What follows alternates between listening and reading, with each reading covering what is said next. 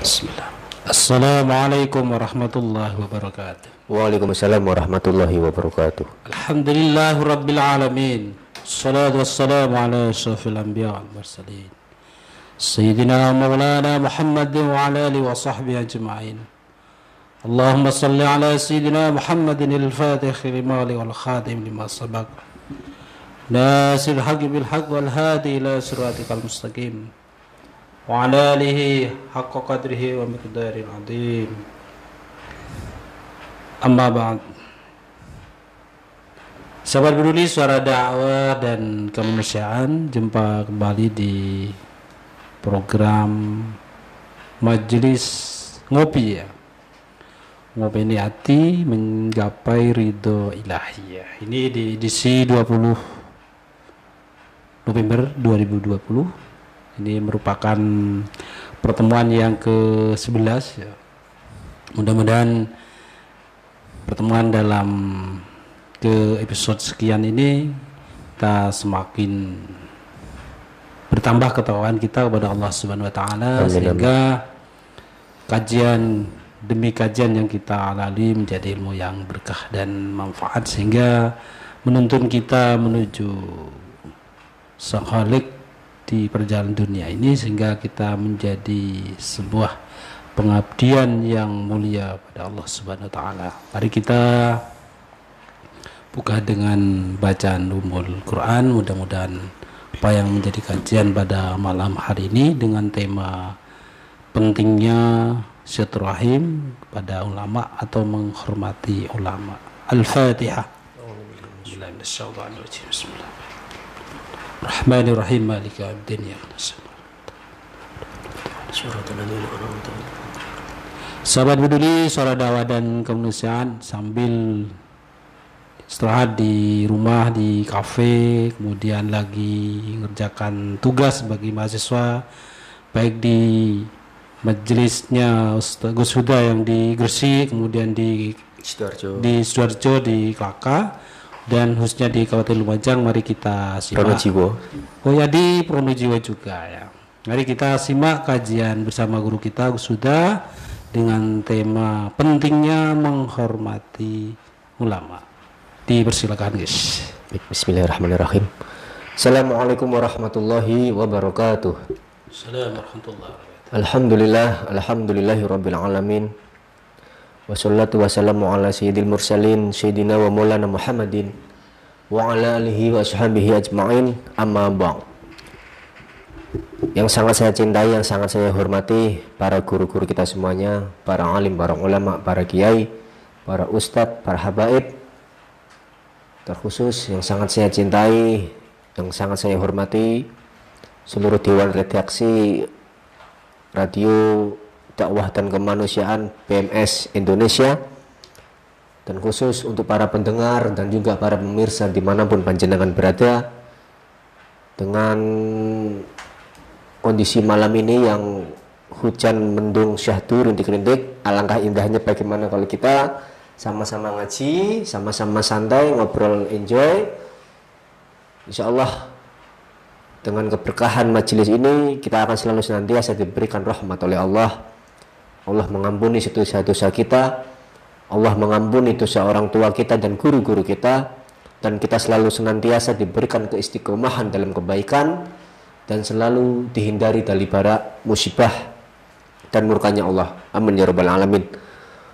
Allahumma sholli wa sallim ala sayyidina wa maulana Muhammad. Sholawat juga serta salam untuk junjungan Nabi besar kita Muhammad sallallahu alaihi wasallam, dan juga salam sejahtera untuk para keluarganya dan para sahabatnya. Alhamdulillah, malam ini adalah malam spesial bagi kita semuanya, karena pada malam hari ini adalah sudah memasuki bulan Rabiul Awal, atau bulan Maulid, atau bulan Maulud, atau yang bisa disebut bulan Mulud. Sebagaimana yang kita ketahui semua, sebagaimana orang Islam, umat Islam tahu bahwa bulan ini adalah bulan kelahiran manusia paling keren, manusia paling hebat, manusia paling tampan, manusia paling bersih, manusia paling bersinar, manusia paling wangi, dan makhluk termulia yang diciptakan oleh Allah tidak lain tidak bukan adalah Kanjeng Nabi Muhammad Sallallahu Alaihi Wasallam. Sudah sewajarnya bagi kita umat Islam seluruh dunia untuk menghormati, untuk merayakan atas kelahiran baginda Nabi Muhammad Sallallahu Alaihi Wasallam. Kenapa kita harus merayakan? Kenapa kita harus berbahagia dengan datangnya bulan Rabiul Awal atau bulan kelahiran Kanjeng Nabi Muhammad Sallallahu Alaihi Wasallam? Kanjeng Nabi adalah bukan hanya Nabi dan Rasul, tapi beliau adalah pimpinan Nabi dan Rasul. Bahkan ketika nanti di yaumil kiamat, syafaat beliaulah yang bisa menolong kita dari siksa neraka. Kenapa kita harus menghormati dan merayakan kelahiran beliau, sementara kita tidak pernah bertemu beliau, sementara kita tidak pernah mengenal beliau, sementara kita tidak pernah berjalan bareng bersama beliau, sementara kita tidak pernah makan bersama beliau? Dalam sewaktu-waktu ketika beliau Nabi Muhammad SAW jagungan duduk bareng bersama para sahabatnya, Kanjeng Nabi Muhammad bertanya kepada para sahabatnya, siapakah makhluk Allah yang mulia dan yang paling beriman? Sahabat diam sejenak merenungi atas pertanyaan yang diberikan kepada Kanjeng Nabi Muhammad SAW kepada para sahabatnya. Hingga pada akhirnya salah satu sahabat berani menjawab, yang paling mulia dan beriman kepada Allah adalah para malaikat. Apa kata Kanjeng Nabi? Jelas para malaikat, karena malaikat tugasnya hanya menyampaikan wahyu. Terus para nabi dan rasul ya Rasulullah? Ya jelas para nabi dan rasul, karena para nabi dan rasul mereka adalah nabi Allah dan utusan Allah. Kalau begitu kami ya Rasul, kami para sahabatmu ya Rasul, jelas kalian beriman kepada Allah dan Rasulullah karena kalian hidup dan berdampingan dengan saya, dengan Rasulullah. Terus siapa ya Rasulullah? Terus siapa makhluk yang engkau kategorikan sebagai makhluk mulia dan beriman di antara kita? Mereka adalah umatku di akhir zaman, yang tidak pernah melihatku, yang tidak pernah mendengar suaraku, yang tidak pernah berjalan bareng bersamaku, yang tidak pernah makan bersamaku, tapi mereka beriman kepadaku dan mereka beriman kepada Allah Ta'ala. Itulah kita, wahai para sahabat Radio PMS Indonesia. Kita ini sudah disanjung-sanjung oleh Rasulullah sebagai khairul ummah. Kita ini sudah disanjung-sanjung dan dipuji Rasulullah bahwa kita adalah umat yang paling terbaik dan umat yang beriman kepada Allah dan Rasulullah. Sudah sepantasnya kita menghormati dan merayakan bulan kelahiran Kanjeng Nabi Muhammad SAW. Masih yang ngomong bid'ah karpe, masih yang ngomong musyrik, syirik, selawatan itu gak ada dalilnya karpe. Karena cintanya Nabi Muhammad kepada kita, maka kita balas cinta kita kepada Nabi Muhammad. Wallahi tidak ada manusia yang mencintai kita lebih daripada Nabi Muhammad mencintai kita sebagai umatnya. Hampir seluruh hidup Nabi Muhammad, hampir seluruh perjuangan Nabi Muhammad, itu semua demi menyiarkan agama Allah dan demi keselamatan juga kebahagiaan umatnya. Nabi Muhammad SAW tidak pernah berdoa untuk dirinya sendiri dan keluarganya. Nabi Muhammad tidak pernah meminta jabatan. Nabi Muhammad tidak pernah meminta kekayaan. Nabi Muhammad tidak pernah tergiur oleh apapun. Doa-doa Nabi Muhammad pun juga tidak pernah untuk keuntungan dia dan keluarganya. Tapi doa-doa Nabi Muhammad itu semuanya dikhususkan untuk kebahagiaan dan keselamatan umatnya fid dunya wal akhirah. Terus apa salahnya kita menghormati Kanjeng Nabi Muhammad dengan merayakan maulid dan sulawatan? Sementara kita tahu sebuah ayat populer di mana innallaha wa malaikatahu yusholluna 'alan nabi ya ayyuhalladzina amanu shollu 'alaihi wa sallimu tasliman. Sak temene sak sunggune Gusti Allah dan para malaikat itu berselawat kepada Nabi. Lah awake dhewe manungsa kate enggak selawat karo Kanjeng Nabi, kate selawat karo sapa? Kanjeng Nabi itu saking sayangnya ke kita, ke umatnya, saking pedulinya ke kita umatnya. Ketika beliau mengalami sakaratul maut, ketika ruhnya mulai ditarik sedikit demi sedikit oleh malaikat Israel, beliau merasakan sakit. Beliau berkata kepada malaikat Israel, "Ya Israel, sesakit inikah rasa dari sakaratul maut?" Apa kata dari malaikat Israel? "Ya Rasulullah, saya tidak pernah mencabut ruhnya anak Adam seperti saya lembut mencabut ruhnya panjenengan ya Rasulullah. Dan ini sudah saya kurangi 70 kali lipat. Tidak pernah sepanjang karir saya dalam bekerja mencabut ruhnya anak Adam, keturunan Adam, selembut saya mencabut ruhnya panjenengan ya Rasulullah. Dan ini sudah saya kurangi berpuluh-puluh kali lipat." Apa kata Nabi Muhammad? "Saya ini padahal seorang Nabi dan Rasul masih merasakan sakitnya seperti ini. Terus bagaimana dengan umatku? Terus bagaimana dengan rasa sakitnya sakaratul maut ketika menimpa umatku? Maka dari itu, limpahkanlah semua rasa sakit ketika sakaratul maut kepada umatku diberikan untukku." Sampai Kanjeng Nabi itu mau menjadi tumbal ketika umatnya mengalami sakitnya sakaratul maut, biar dialihkan sakitnya kepada beliau semua. Allahumma sholli ala Muhammad. Terus alasan apa kita tidak cinta kepada Nabi Muhammad? Alasan apa mereka-mereka ini dari golongan-golongan sebelah yang berani membid'ahkan, bahkan memusyrikkan sholawat-sholawat pembacaan maulid? Alasan apa mereka? Bahkan ketika rohnya mulai naik sedikit demi sedikit, ketika roh itu mulai meninggalkan jasad yang mulia, jasad yang istimewa, yang dalam pikiran Kanjeng Nabi bukan Sayyidah Aisyah, bukan Sayyidah Fatimah, bukan Abu Bakar, bukan Utsman, bukan Umar, bukan Ali, tapi ummati kita, Pak, Bu. Kita yang dipikirkan Kanjeng Nabi, keselamatan kita yang dipikirkan Kanjeng Nabi, bukan keluarganya, bukan para sahabatnya, tapi kita ummati. Karena tahu kapasitas kadar keimanan kita, orang-orang di akhir zaman itu gampang melempem, gampang terombang-ambing, gampang terkecoh dengan tipuan-tipuan dunia. Nabi Muhammad itu tahu kalau umat-umat di akhir zaman itu akan gampang melempem imannya. Itu yang jadi beban pikirannya Kanjeng Nabi Muhammad. Makanya sampai saat ini Kanjeng Nabi Muhammad masih menyimpan satu doa yang mustajab, doa yang pasti terkabul, yaitu nanti untuk hari akhir untuk menyelamatkan para umat-umatnya.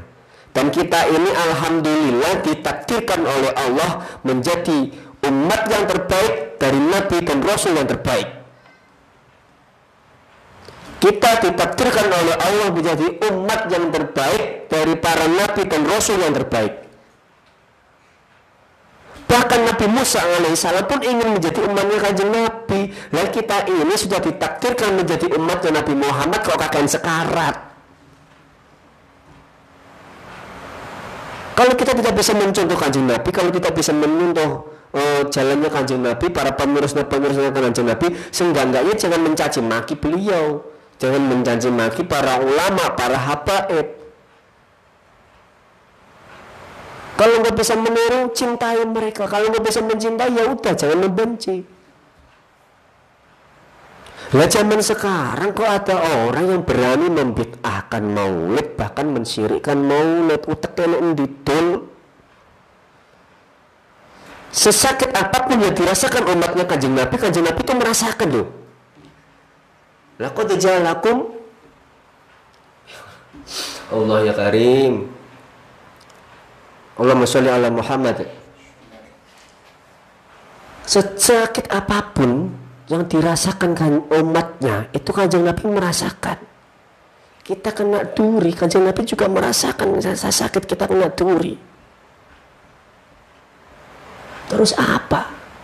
Apakah ada manusia yang mencintai kita selebihnya Kanjeng Nabi? Enggak ada. Orang tua kita juga nggak terlalu mencintai seperti apa yang cintanya kanjeng Nabi kepada kita.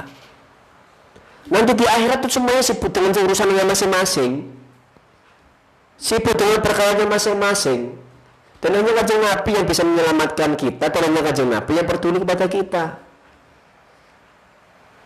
Nah, masalahnya adalah kita ini bukan hidup di zaman Nabi, kita ini tidak hidup bareng Nabi, tapi kita mencintai Nabi, kita bisa kenal dengan Nabi, kita bisa memahami segala sifat-sifat Nabi, itu dari mana?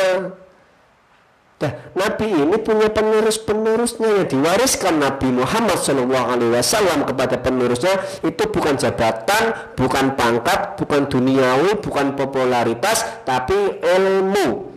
Dan siapakah pembawa-pembawa ilmu ini adalah dialah yang disebut dengan ulama. Ulama adalah jamak dari alim. Ulama inilah penerus-penerusnya para nabi yang wajib kita cintai, wajib kita hormati, dan wajib kita taati. Karena beliau-beliaulah yang penyambung sanad keilmuan kita kepada kanjeng Nabi Muhammad SAW. Makanya salah satu kitab menerangkan, sing sapa wonge temen seneng marang ulama, maka Allah akan membalasnya dengan segala kasih sayang. Allah akan memberikannya rahmat. Allah akan memberikan keberkahan. Sayang temen karo ulama.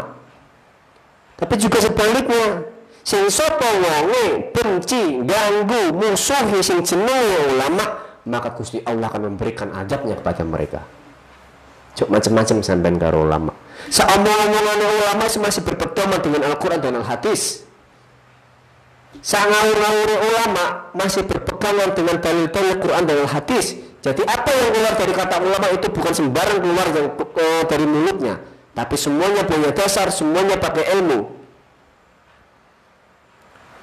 Makanya mbah saya Allah yarham Mbak Abdullah Salam Zain Kajen itu pernah berkata, sak ele-ele sak ngawur-ngawure ngendikane ulama iku ibaratnya koyok pring gapuk tapi isih digawe cekelan.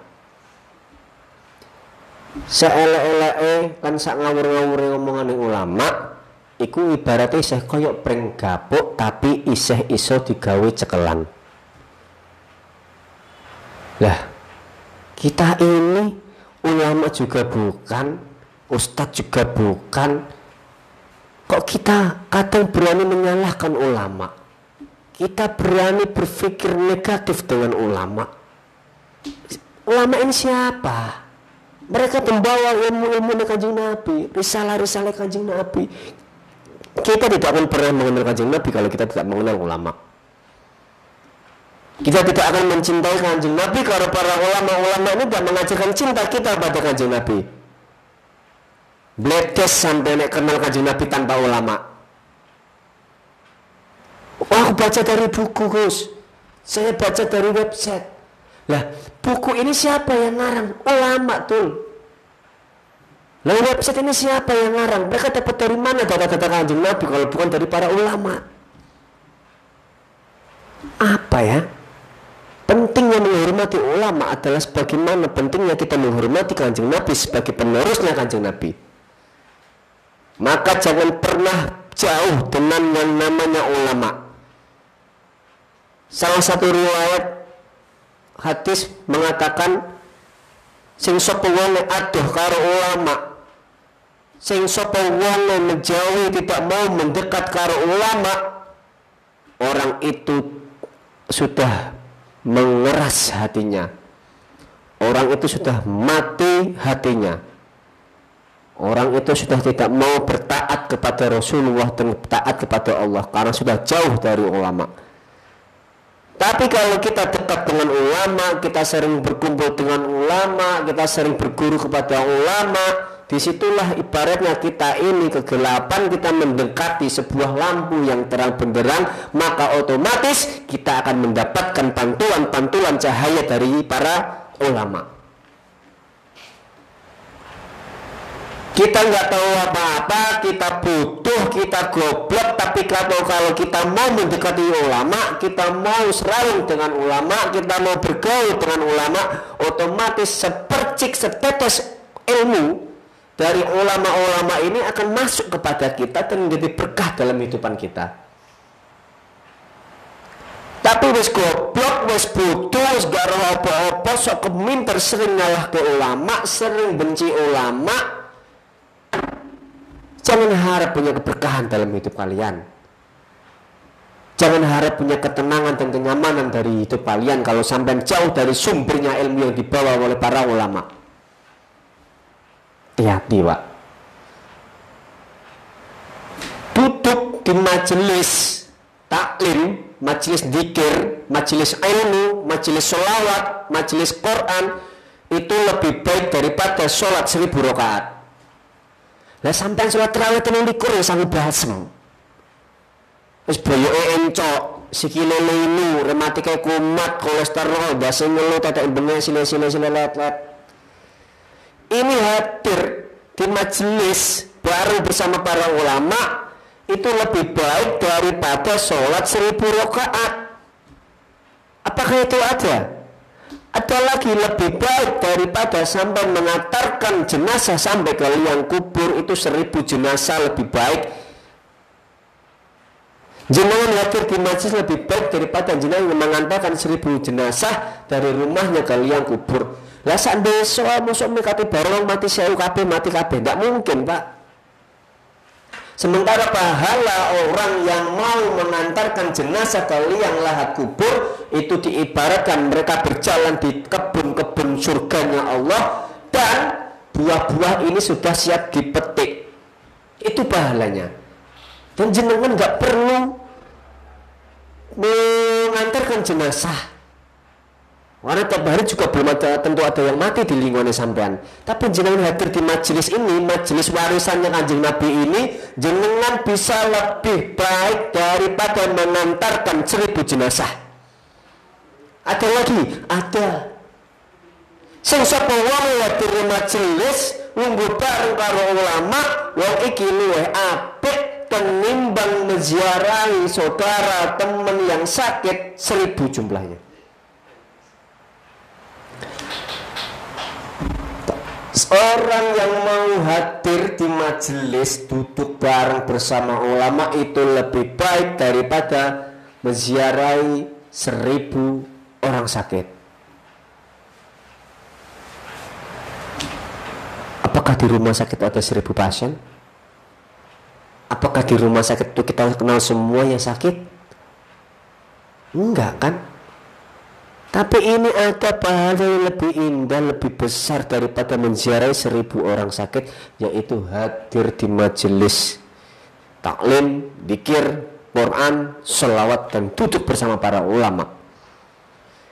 Inilah wujud sebagai penghormatan kita sebagai untuk warisannya Kanjeng Nabi Muhammad SAW, yaitu majelis-majelis seperti itu, dan ulama sebagai penerus risalah keilmuannya Rasulullah SAW. Wajib hukumnya menghormati para ulama. Wajib menghormati para aulia dan aulia, para wali tidak akan pernah takut sedikit pun tentang hal apapun. Aulia tidak pernah takut dengan yang namanya kematian, tidak pernah takut dengan yang namanya kemiskinan, tidak pernah takut dengan yang namanya kekurangan. Inna aulia Allah la khaufun alaihim walahum yahzanun. Nek ana wong ngaku ulama, nek ana wong ngaku kiai, nek ana wong ngaku wali, tapi kok isih butuh duit, isih butuh wedi kere, wedi miskin, wedi kelaparan, berarti kiai dobrol. Nek ana wong ngaku kok kiai, ulama, apa maneh ngaku wali, kok isih wedi wetenge luwe, isih wedi uripe kere, isih wedi kehilangan jabatan, isih wedi kehilangan popularitas, isih wedi gak iso mangan, berarti kiai dobol. Allahumma sholli ala Muhammad. Maka dari itu di kesempatan hidup kita ini yang hanya sebentar saja, mari tingkatkan keimanan dan ketakwaan kita kepada Allah dan Rasulullah Dengan cara apa? Dengan cara bergaul bareng bersama penerusnya, yaitu adalah para ulama. Al-ulama warasatul anbiya. Paham bro? Makanya santai lah ya, tidak usah aneh-aneh sah. Tidak usah saling mencaci maki, saling memfitnah, saling membanci, saling tebar berita hoak. Wah, aku sing paling apik, organisasiku sing paling bener, kiaiku sing paling apik. Ojo ngono lah. Organisasi kita tentu akan yang paling baik untuk kita, tapi juga belum tentu untuk orang lain yang hidup di organisasi sebelah. Organisasi sebelah juga gitu, kiaiku nih yang paling baik, ulamaku yang paling baik, belum tentu organisasi kita ini juga dianggap baik oleh mereka. Kalau kita mencintai Kanjeng Nabi, mengaku sebagai seorang pecinta Kanjeng Nabi, mengaku seorang yang ingin mendapatkan syafaatnya Kanjeng Nabi, tolong berhentilah untuk saling mencaci maki. Tolong berhentilah untuk saling menjelek-jelekan. Semuanya itu bisa diatur dengan ngopi bareng, jagung bareng, ya apa enake. Ayo kita sharing, ayo kita bertabayun. Ojo tebar fitnah kono kini. Semuanya bisa diatur, bro. Nek wis dikandani enggak gelem iku urusane sampean, ya apa cara penyelesaian itu hak sampean. Cuma saya ingin Kanjeng Nabi tidak pernah mengajarkan untuk saling memfitnah. Kanjeng Nabi tidak pernah mengajarkan untuk saling membenci. Kanjeng Nabi tidak pernah mengajarkan untuk memecah belah umat. Justru Kanjeng Nabi mengajarkan untuk menyatukan umat. Apa meneh kok malah sampai ngafir ke. Kanjeng Nabi itu diutus oleh Allah untuk menyebarkan agama Islam, agamane Allah, supaya wong kafir dadi muslim. Lah saiki malah kula lek wong muslim dikafirno, kan kok malah udele kok ngene iki. Goblok. Ayo lo mikir lah, sing santai ae bro. Wae ngaji, wae ngopi, wae silaturahmi. Mari kita berpikir dengan tenang, berpikir dengan enjoy, berpikir dengan santai. Semuanya bisa dibicarakan, semuanya bisa diselesaikan. Tidak pakai harus jalur kekerasan, tidak harus pakai jalur fitnah sana, fitnah sini. Lah iki podo-podo wong Islam kok do tukaran. Agamane podo, Tuhane podo, nabine podo, organisasine beda tukaran. Organisasi ini podo tapi partai ini beda tukaran. Partai ini podo tapi pemikirannya beda tukaran. Lu hobi kok tukaran ngaku mati Kanjeng Nabi kepiye lah. Kanjeng Nabi kok aduh ya Allah Gusti. Wes pokoknya intine yuk bareng-bareng saling mencintai, saling menghargai, saling menghormati, saling mengasihi, saling menyayangi. Dan jangan pernah jauh dengan yang namanya ulama, karena ulama adalah penerusnya para nabi, pembawa risalah ilmu Kanjeng Nabi. Maka kita wajib mencintai ulama. Ulama sing kepiye? Ulama sing bener-bener ulama. Ketika kita pandang wajah beliau, ketika kita duduk bersama beliau, keimanan kita tambah, kecintaan kita kepada Allah dan Rasulullah tambah. Tapi nono ulama sing penggaweane misu-misu, mecah belah kono, mecah belah kene, berarti ulama dobol. Wis ngono ae. Jok lali ngopi. Wis mugi-mugi kita semuanya mendapatkan rahmatnya Allah, mendapatkan rahman dan rahimnya Allah, mendapatkan ampunannya Allah. Orang tua kita, guru-guru kita, saudara-saudara kita, dan negara ini semoga dijauhkan dari bala musibah, dari fitnah, dan negara ini bisa menjadi negara yang aman, tentram, nyaman, karena negara ini adalah tempat tinggal kita dan tempat akan mati kita di sini juga, dan tempat ini adalah tempat anak cucu kita. Maka kita wajib menjaganya, kita wajib mencintainya. Kalau perlu kita siap mati untuk negara kita. Jangan lupa, nek duwe rezeki luweh, sedekah. Gawe apa? Gawe program di radio BMS Indonesia, yaitu dengan pengadaan ambulans, di mana ambulans ini akan diberjalankan atau akan dimanfaatkan untuk masyarakat yang kurang mampu. Bisa transfer ke rekening atas nama BMS Indonesia di nomor rekening Bank BRI 004401020887 Nah, dan saya juga mohon bantuan dan doanya. Kalau punya rezeki ya monggo bareng-bareng kita berjuang di jalan Allah. Saya lagi bikin pondok pesantren yang masih membutuhkan dana, tapi kalau nggak bisa membantu doa ya cukup bantuan dengan harta. Tapi nggak punya harta ya bantuan dengan doa. Seperti bodoh dongone. Insyaallah apik bisa menghubungi saya nanti di nomor WA saya 082 123 524 172 atau bisa melalui radio BMS Indonesia. Mohon maaf jika ada salah-salah kata. Yus biasa ini bro ngomong bro, gak usah ke sepaneng temen. Ini insyaallah di ngapura karena aku bodoh manusia biasa untuk malaikat. Jadi yo iso salah, ojo lara ati, santai ae nek lara ati yo nyuwun pangapunten. Wabillahi taufiq wal hidayah. Wassalamualaikum warahmatullahi wabarakatuh.